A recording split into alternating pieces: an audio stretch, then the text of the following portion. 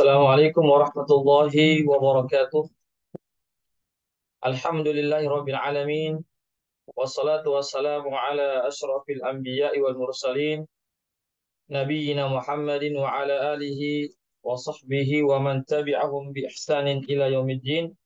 Amma ba'd. Ikhwatal Islam rahimakumullah, para peserta kajian Tazkiyatun Nufus yang senantiasa dirahmati Allah Subhanahu wa taala. Pertama-tama kita senantiasa memuji Allah Subhanahu wa taala dan bersyukur kepadanya atas segala limpahan rahmat dan hidayahnya sehingga kita ya dapat bertemu kembali di ruang Zoom ini dalam pembelajaran Tazkiyatun Nufus dalam kajian Tazkiyatu An-Nufus. Salawat dan salam senantiasa kita kirimkan kepada junjungan kita Nabiullah Muhammad sallallahu alaihi wasallam beserta keluarga dan para sahabatnya, para pengikutnya yang tetap setia berpegang teguh kepada sunnah-sunnah beliau dan para sahabatnya hingga hari kiamat kelak. Amin ya rabbal alamin. Ikhwatal Islam, azakumullah. Baiklah, pada kesempatan kali ini kita melanjutkan kembali ya pembahasan kita terkait tazkiyatun nufus, yang mana kita sampai pada pembahasan tentang adab seorang guru dan adab seorang pelajar atau seorang murid. Sebelumnya kami sudah menyebutkan bahwasanya seorang murid itu hendaklah dia memiliki sifat tawadhu, ya. Ini bagian dari tazkiyatun nufus, ya. Jadi ketika kita berbicara tentang tazkiyatun nufus atau penyucian jiwa, maka itu tidak terlepas dari pentingnya kita menuntut ilmu. Pentingnya kita mengetahui adab-adab sebagai seorang penuntut ilmu. Ya, kenapa? Karena seorang penuntut ilmu itu harus memiliki sifat-sifat yang baik. Mesti memiliki akhlak-akhlak yang baik. Itu dasarnya. Artinya agar ilmu itu bisa berkah, agar ilmu itu bisa kita amalkan dengan baik, agar ilmu itu memberikan manfaat yang baik kalau kita memiliki adab-adab. Ya, oleh karena itulah di antara adab penuntut ilmu, ya jelas sekali lagi jangan kita sampai mengatakan kenapa mesti ilmu dipelajari, padahal ini tentang masalah tazkiyatun nufus. Jadi masalah penyucian jiwa itu tidak lepas dari masalah ilmu. Artinya kalau ilmu kita benar, adab-adab dalam meraih ilmu, mendapatkan ilmu itu benar, adab-adab sebagai seorang ilmu yang benar, etikanya benar, sifat-sifat yang benar, maka kita bisa memiliki akhlak yang baik. Kita bisa memiliki jiwa yang baik. Ya, tetapi kalau kita adab-adab kita yang kurang baik di dalam menuntut ilmu, dalam meraih ilmu, adab-adab kita kurang baik terhadap guru-guru kita, ustadz-ustadz kita, para ulama-ulama kita tidak memiliki adab yang baik, ya, maka kita tidak sulit untuk bagaimana kita bisa membersihkan jiwa-jiwa kita dan hati-hati kita yang kotor itu. Ikhwatal Islam azakumullah. Jadi disebutkan dalam buku ini bahwasanya seorang pelajar itu, orang yang belajar ilmu agama itu, dia harus memposisikan dirinya ibarat orang yang sakit, ya, terhadap dokter. Coba lihat seorang dokter ya terhadap pasiennya, maka pasien dia pasrah terhadap keputusan dokter. Misalnya dokternya mengatakan engkau itu harus jaga makannya, jaga pola makannya, harus minum obat ini dan itu, jaga kesehatannya, jaga waktu tidur dan seterusnya. Maka kalau seorang murid itu betul-betul, ya, maka jika seorang pasien itu betul-betul mentaati arahan-arahan atau pesan-pesan sang dokter itu, maka insya Allah dia akan cepat sembuh dengan izin Allah tentunya, sembuh dengan cepat insya Allah. Tetapi kalau seorang pasien itu tidak mau mendengarkan arahan, tidak mau mendengarkan nasihat daripada dokter, bahkan eh, perintah dokter dia tidak taati, larangan dokter dia langgar dan seterusnya, maka tentu dengan izin Allah juga, maka penyakitnya agak agak susah untuk atau lambat untuk disembuhkan. Sama juga kita sebagai seorang murid, orang yang belajar tentang agama itu terhadap guru-guru kita, terhadap ulama-ulama kita, ustadz-ustadz kita, maka kita harus memiliki etika yang baik terhadap, ya kita harus siap untuk diatur oleh ulama kita, untuk dibimbing. Tatkala kita sudah memposisikan diri kita sebagai seorang penuntut ilmu, seorang pelajar, seorang murid, kita harus siap untuk diatur oleh guru kita. Kita siap untuk mendapatkan ujangan-ujangan dan siap untuk mentaati perintah-perintahnya dan meninggalkan larangan-larangannya. Ya kita siap untuk sebagaimana tadi. Ya, namun jika ada seorang murid, ya seorang pelajar, seorang penuntut ilmu agama khususnya, tidak mau mendengarkan arahan-arahan gurunya, tidak mau mentaati perintah-perintah gurunya, bahkan larang-larang gurunya diindah, artinya tidak diperhatikan dan seterusnya, maka sangat sulit bagi sang murid ini untuk bisa membersihkan jiwa-jiwanya. Sangat sulit dia bisa memiliki ilmu yang bermanfaat bagi dirinya. Jadi sekali lagi, ya seorang penuntut ilmu maka dia harus tawadhu, rendah hati, ya terhadap gurunya, bersikap baik, tidak sombong, tidak angkuh, tidak merendahkan gurunya, ya tidak artinya tidak sewenang-wenang terhadap guru dan seterusnya, ya menghargai, menghormati, memuliakan dan seterusnya. Ya bahkan berupaya untuk memberikan pelayanan yang terbaik bagi gurunya, melayani gurunya, membantu gurunya, ya jika seandainya gurunya itu membutuhkan bantuan dan seterusnya. Kita lihat bagaimana para sahabat Nabi SAW begitu memberikan pelayanan yang terbaik kepada Nabi, membantu Nabi, menolong Nabi. Ya para sahabat Rasulullah SAW ikut bersama Nabi dalam peperangan, mendengarkan wasiat-wasiat Nabi, ujangan-ujangan Nabi. Itulah bagaimana para sahabat yang memposisikan dirinya sebagai murid-murid bagi Rasulullah SAW, sebagai penuntut-penuntut ilmu bagi terhadap Rasulullah Shallallahu Alaihi Wasallam. Ya, kita lihat ini bagaimana kita lihat Abdullah bin Abbas ya. Abdullah bin Abbas ini adalah sepupu Nabi, dia sahabat Nabi, orang yang banyak memiliki ilmu, ilmunya begitu besar sekali, begitu banyak sekali, apalagi dalam masalah tafsir Al-Quran, Abdullah bin Abbas. Tetapi bagaimana dia memperlakukan sahabat yang lain bernama Zaid bin Sabit.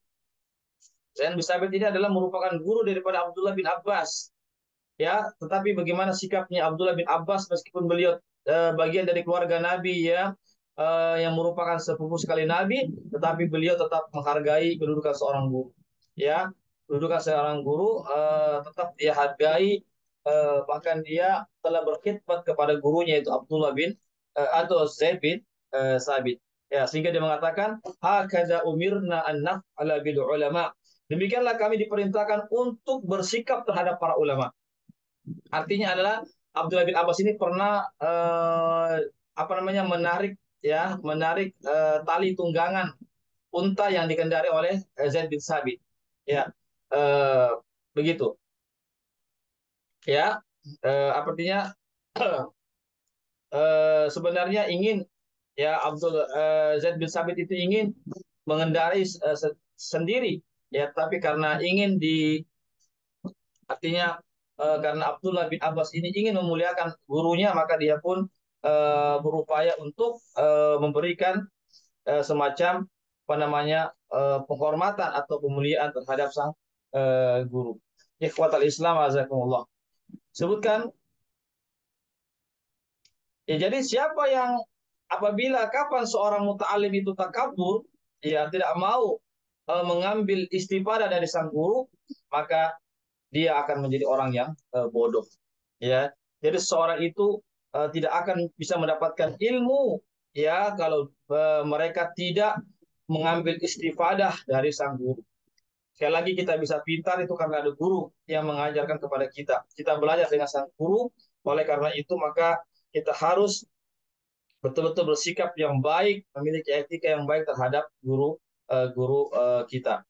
Disebutkan bahwasanya kenapa kita mesti untuk mengambil istifadah ya dari sang guru, ya karena disebutkan hikmah itu adalah sesuatu yang hilang dari kaum muslimin.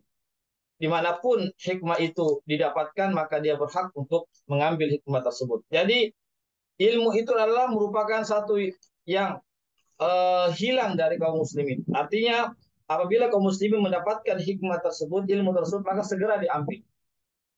Maka segera dia ambil, jangan dia sia-siakan. Jangan siakan tentang ilmu itu. Oleh karena itulah, maka apabila ilmu itu datang dari para ulama kita, maka segera ambil ilmu tersebut dari para ulama kita, daripada guru-guru kita. Jangan kita biarkan apa namanya?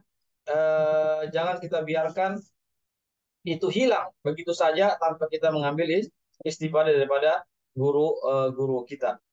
Ya, sini disebutkan, ya hendaknya seorang itu, ya mengikuti apa yang diinginkan oleh sang guru itu.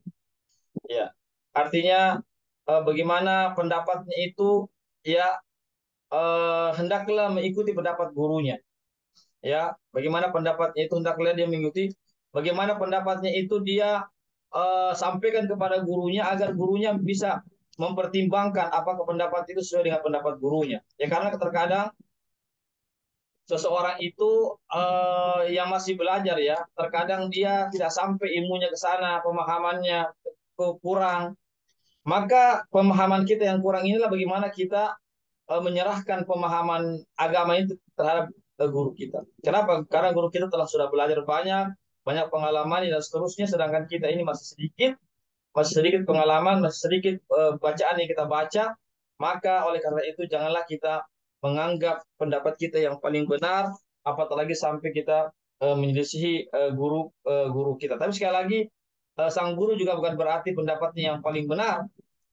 Ya, boleh boleh jadi guru kita juga salah dalam berpendapat, namanya manusia, ya. Manusia tidak ada yang maksum daripada kesalahan dan dosa, ya termasuk guru-guru kita. Tapi sekali lagi, tentu sang murid dengan guru itu sangat jauh pemahamannya. Guru tentu memiliki pemahaman yang cukup luas, yang cukup banyak, karena mereka sudah melewati berbagai macam, ya pelajaran-pelajaran yang mereka sudah pelajari, kajian-kajian. Sedangkan murid ini biasanya pada umumnya dia masih putih, masih bersih.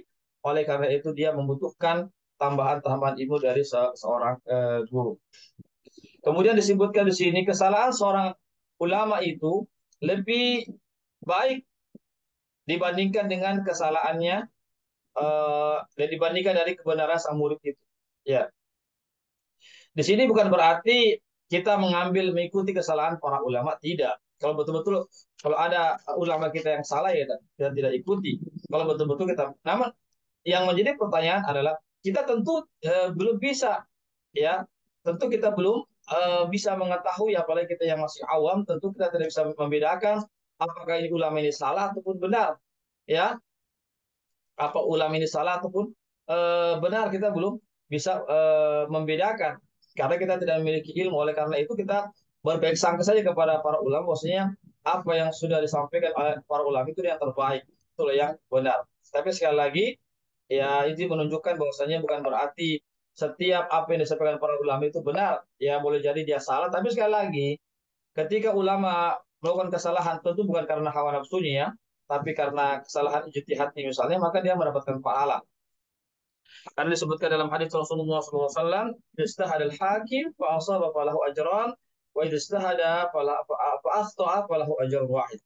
Apabila seorang hakim atau seorang ulama dia menetapkan suatu hukum atau perkara, memutuskan suatu hukum atau perkara, lalu dia benar dalam keputusannya itu, dalam hukum itu, maka dia mendapatkan dua pahala. Namun jika dia salah, dia mendapatkan satu pahala. Berarti para ulama ini sekali pun dia salah dalam menetapkan suatu hukum, maka dia tidak berdosa.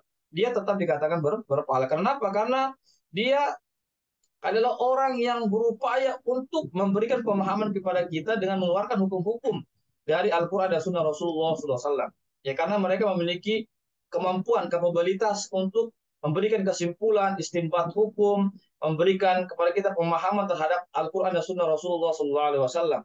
Oleh karena itulah, karena para ulama juga manusia, bukan para nabi dan rasul, bukan juga para malaikat, pasti bersalah, ya.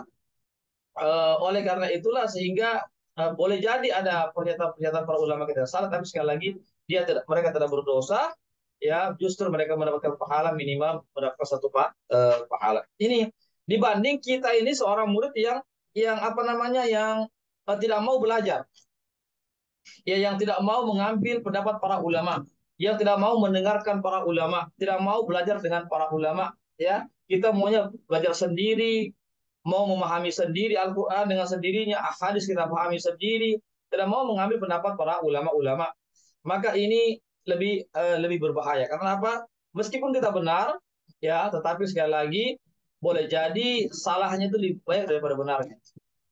Kesalahan itu boleh jadi lebih banyak daripada kebenarannya. Karena sekali lagi, karena kemampuan kita tadi belum belum sampai, ya, sebagaimana telah sampainya para ulama-ulama atau para guru-guru kita yang telah memahami, yang telah banyak belajar dan telah memahami Al-Quran dan Sunnah Rasulullah Sallallahu Alaihi Wasallam.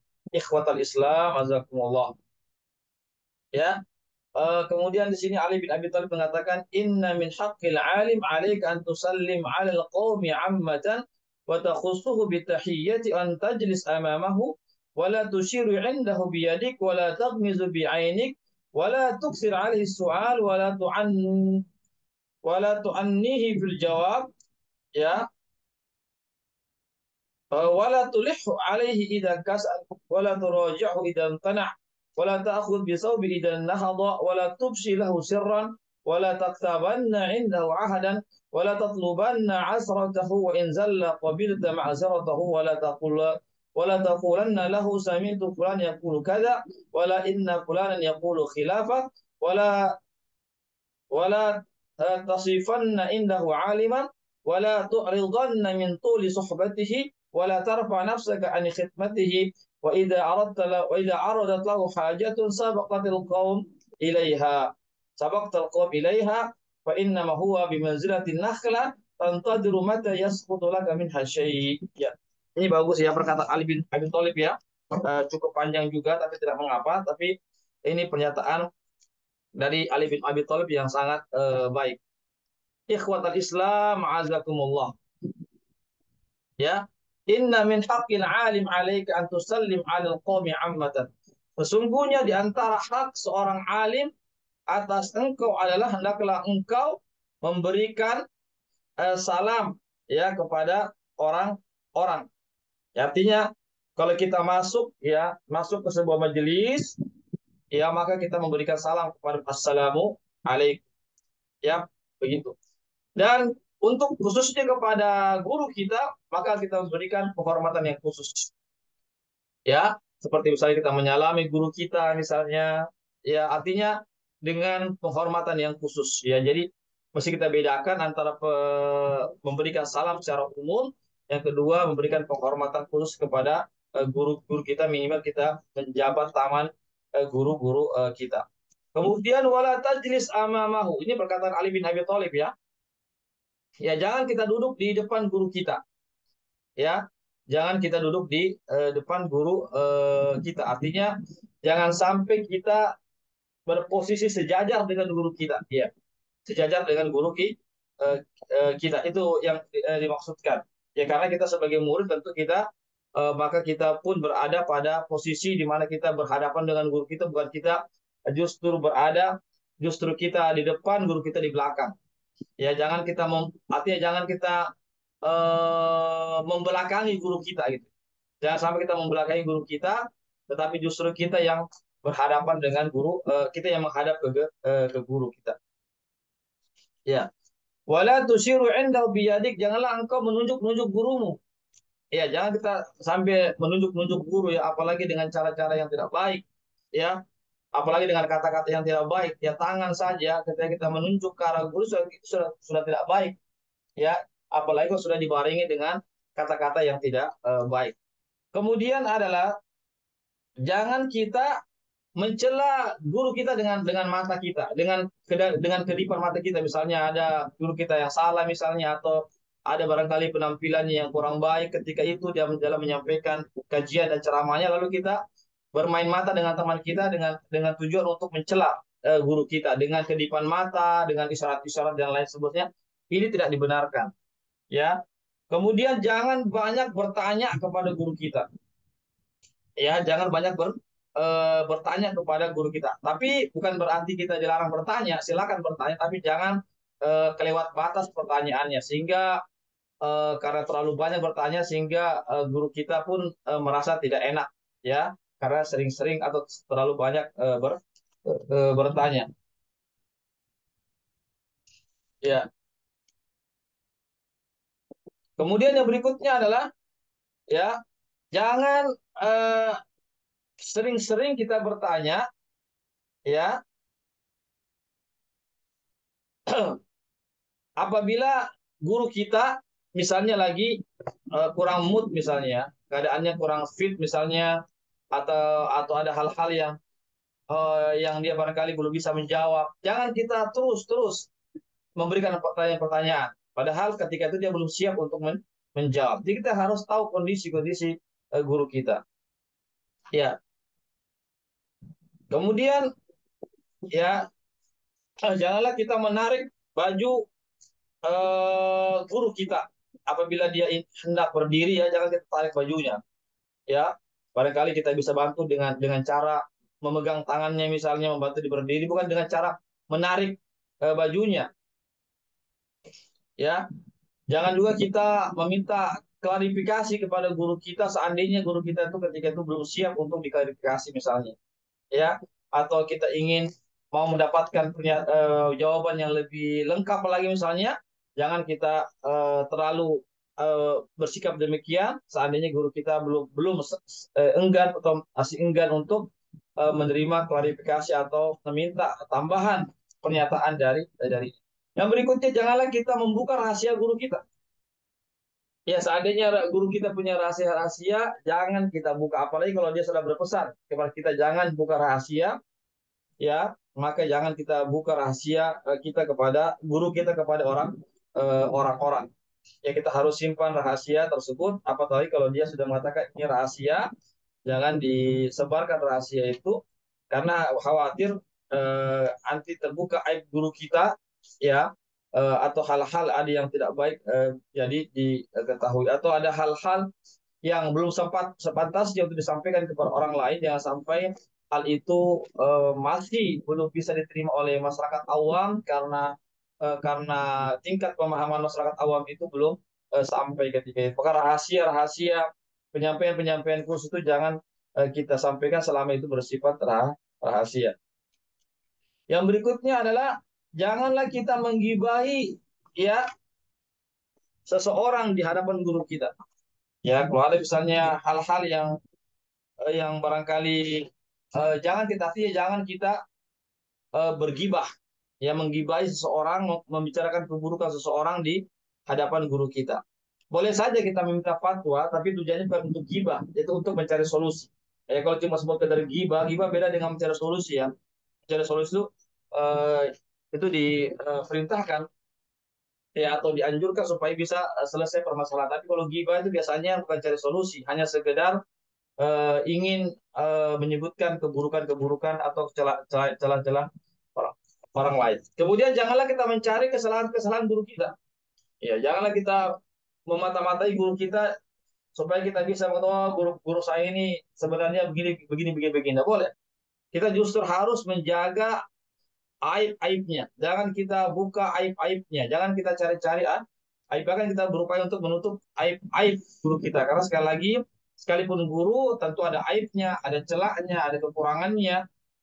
Ya, itulah manusia. Meskipun dia seorang guru, seorang alim, seorang ustadz misalnya, tetap kita harus menutup aib-aib. Ya, karena disebutkan dalam hadis, man satara musliman satarahullahu fid dunya wal akhirah. Barang siapa yang menjaga, yang menutup aib seorang muslim, maka Allah akan tutup aibnya di dunia dan di akhirat kelak. Oleh karena itulah, maka terhadap guru pun kita lebih lagi untuk tidak menutup, untuk tidak membuka aib-aib guru kita. Kemudian apabila guru kita itu bersalah, ya bersalah, maka kita mestinya untuk menerima, artinya kita memaklumi kesalahannya. Ya, jangan kita mengatakan, wah masa guru salah, wah masa guru begini begini. Ya namanya manusia, sekalipun dia guru, namanya manusia kan ada hawa nafsu, ya ada nafsu amarah, ada syaitan yang menggoda, ada namanya kekurangan ilmu, ada kekhilafan. Makanya wajar saja kalau guru salah misalnya, tapi kita harus berbaik sangka. Ya, boleh jadi kesalahannya barangkali karena ilmu belum sampai misalnya, atau karena barangkali ada kondisi fisik atau mentalnya sehingga beliau guru kita salah dalam memberikan fatwa atau bersikap yang lainnya. Kemudian jangan juga kita mengatakan kepada guru itu, saya mendengarkan fulan fulan fulan mengatakan demikian. Artinya jangan kita memperbandingkan ilmu guru kita dengan ilmu guru orang lain. Ya, jangan kita memperbanding-bandingkan, ya. Jadi kita harus yakin saja, ya apa yang disampaikan guru kita, insya Allah itu adalah kebaikan, ya. Jangan kita memperbandingkan dengan guru-guru yang lainnya, karena itu akan bisa merendahkan, atau kita seolah kita tidak yakin dengan guru-guru kita, justru kita lebih yakin kepada guru-guru yang lainnya. Kemudian ikhwat Islam azakumullah, yang berikutnya adalah, ya seperti tadi, ya tadi jangan mengatakan, oh tapi Ustadz, kenapa ada ulama yang mengatakan demikian? Tapi Ustadz, kenapa ada Ustadz yang mengatakan demikian? Tapi jangan itu kita memperbanding-bandingkan. Ya jangan kita, kalau kita begitu berarti kita memperbanding-banding, seolah-olah kita tidak terima penyampaian guru kita dan lebih kita menerima pendapat dari guru yang lainnya. Jadi sekali lagi kita harus berbaik sangka kepada guru kita, apa yang mereka sampaikan adalah insya Allah adalah kebenaran, tapi bukan berarti kita berhenti untuk mencari. Selama kita mencari misalnya ada yang dikatakan itu sesuatu yang benar, dan seandainya guru kita salah dalam memberikan fatwa hukum misalnya, maka kita ketika itu bisa saja kita mengambil pendapat yang kuat. Tapi sekali lagi, pada umumnya kita adalah orang-orang awam yang tidak mengetahui tentang hukum, melainkan melalui guru kita. Janganlah kita menceritakan apa namanya sifat-sifat guru yang lain di hadapan guru kita. Nah, misalnya ini si fulan guru ini bagus ilmunya, hafalannya tinggi, hafal hadisnya, dia begini begini begini begini. Jangan kita sekali lagi menceritakan sifat-sifat guru orang lain di hadapan guru kita. Ya karena itu akan menjadi penyebab pecah hati dan seterusnya, atau seolah-olah kita mengatakan dalam hati kita bahwasanya, wahai guru, kami itu tidak ada apa-apanya dibandingkan dengan si fulan dia seorang alim gitu. Ini tidak dibenarkan. Ini bukan daripada adab seorang penuntut ilmu.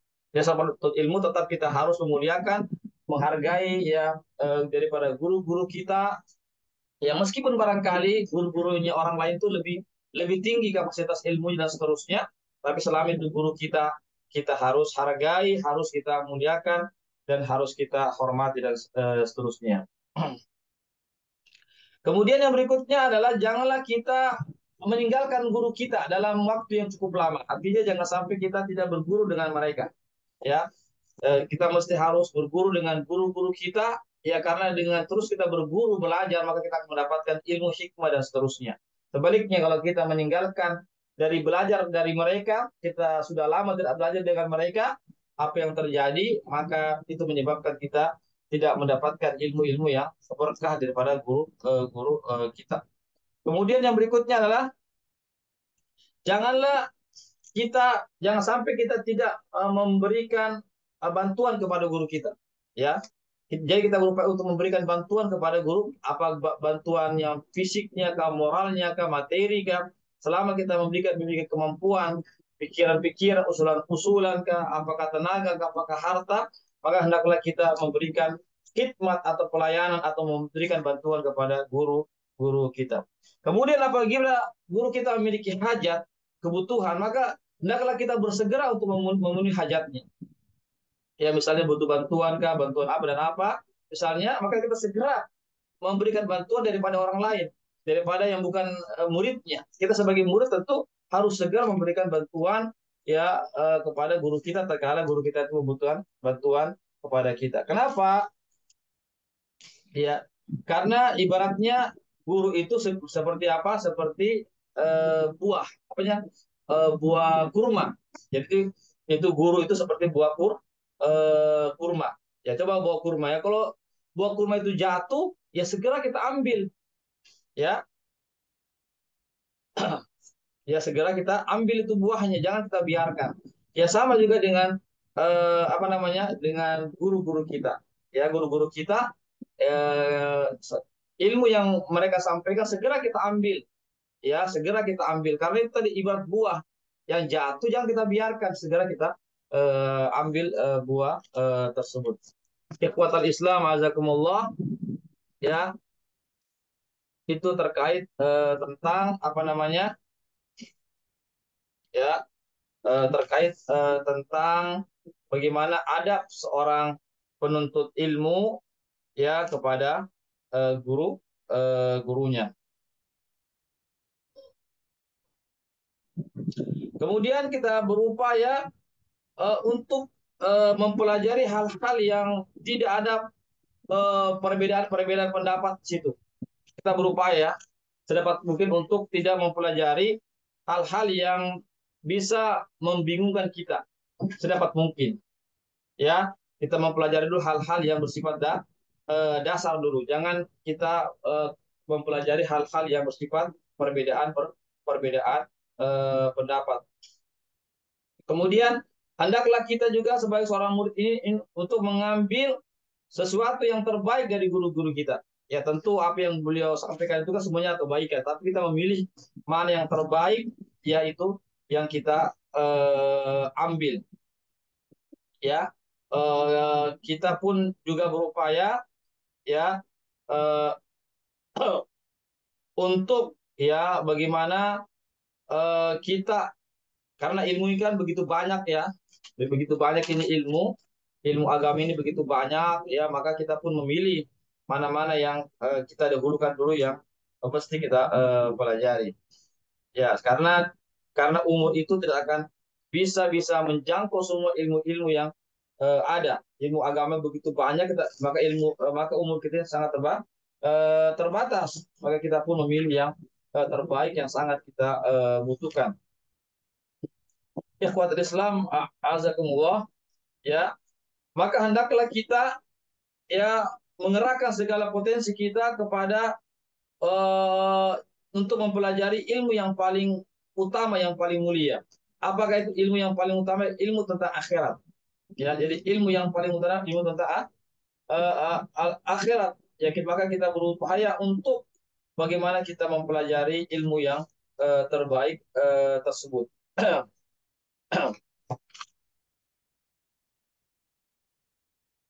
Ya, disebutkan di sini ya bahwasanya Abu Bakar As-Siddiq itu ya ya bukanlah orang yang banyak sholatnya, banyak puasanya. Abu Bakar As-Siddiq itu ya disebutkan ini, masa bahwa kamu bakar bekas sholat. Abu Bakar itu tidak mendahului kalian dengan banyaknya puasa ataupun sholat. Artinya sholatnya Abu Bakar, puasanya Abu Bakar itu biasa-biasa saja. Ya tidak ada yang istimewa. Tetapi yang membedakan kita dengan Abu Bakar adalah yaitu keyakinannya, keimanannya di dalam diri beliau yang menghunjam, yang apa namanya, yang mengakar. Ya, oleh karena itu sehingga Abu Bakar itu meskipun barangkali ibadahnya bisa dikalahkan dengan para ulama-ulama yang lainnya yang datang setelah beliau, tapi Abu Bakar itu adalah orang yang paling besar imannya, yang paling kuat imannya, yang paling tinggi imannya, yang paling banyak pahalanya. Kenapa? Karena Abu Bakar ini adalah orang yang pertama kali menerima Islam. Ya, dari kalangan laki-laki, Abu Bakar adalah orang yang pertama kali menerima Islam. Bahkan yang membenarkan tentang peristiwa Isra Mi'raj, ketika orang-orang Arab ketika itu meragukan apakah mendustakan, orang-orang akan mendustakan, Abu Bakar mengatakan, saya tidak akan pernah mendustakan apa yang Nabi sampaikan kepada kami, ya kepada kaumnya. Itulah yang membuat Abu Bakar itu memiliki iman yang paling tinggi, iman yang paling kuat, memiliki pahala yang sangat besar, dan seterusnya, karena bukan karena banyaknya puasa dan sholat yang beliau lakukan, ya, tapi karena keimanannya yang begitu kokoh, yang begitu teguh. Ikhwatal Islam, azakumullah. Ini yang bisa kami sampaikan pada pertemuan kali ini tentang adab-adab seorang murid terhadap gurunya. Adapun adab-adab seorang guru terhadap muridnya, insya Allah kami akan sampaikan pada pertemuan di pekan depan. Demikianlah penyampaian kami pada pagi menjelang siang ini. Sebelum kami tutup, kami membuka sesi tanya jawab. Barangkali ada ikhwah para peserta kajian yang ingin bertanya, silakan. Kalau ada yang mau menambahkan juga silakan. Kalau ada yang meluruskan, jika saya keliru dalam penyampaiannya, tolong diluruskan. Baik, silakan. Bisa lewat room chat, bisa juga secara langsung mau bertanya. Silakan.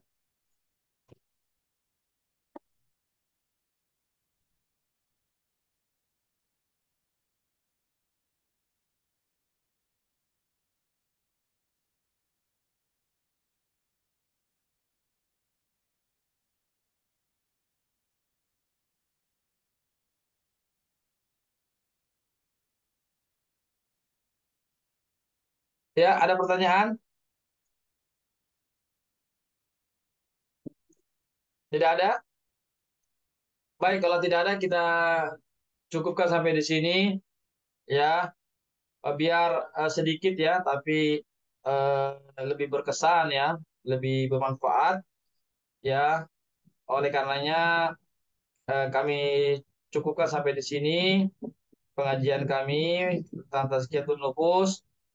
Semoga Allah Subhanahu wa taala memberikan kepada kita keistiqomahan untuk terus belajar dan belajar.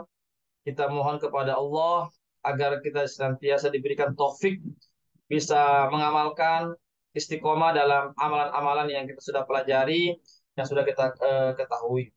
Semoga Allah Subhanahu wa taala memberikan pahala atas segala jerih payah kita di dalam menuntut ilmu dan mengamalkan. Dan semoga siapa saja yang terlibat dalam kegiatan ini, para dermawan, para muslimin, para donatur dan seterusnya yang sudah berpartisipasi terselenggaranya kegiatan ini, semoga Allah Subhanahu wa taala memberikan ya ganjaran pahala yang terbaik bagi mereka, ya memberikan segala segala usaha dan segala jerih payah mereka sehingga kegiatan ini dapat terlaksana sebagaimana yang kita harapkan. Amin ya rabbal alamin. Demikianlah saya sekali lagi saya mohon maaf kepada para peserta sekalian jika ada kata-kata yang kurang berkenan. Yang benar datangnya dari Allah saja, yang khilaf yang keliru dari saya dan mudah saya tutup. Saya tutup dengan membaca doa penutup majelis. Subhanakallahumma wa bihamdik. Asyhadu an la ilaha illa anta astaghfiruka wa atubu ilaik. Wassalamualaikum warahmatullahi wabarakatuh. Waalaikumsalam warahmatullahi wabarakatuh. Waalaikumsalam warahmatullahi wabarakatuh. Syukran jazakallah Ustaz. Waalaikumsalam. Ini ada teman ya, jelas saya akan kirim rekaman. Nah, Ustaz. Afwan.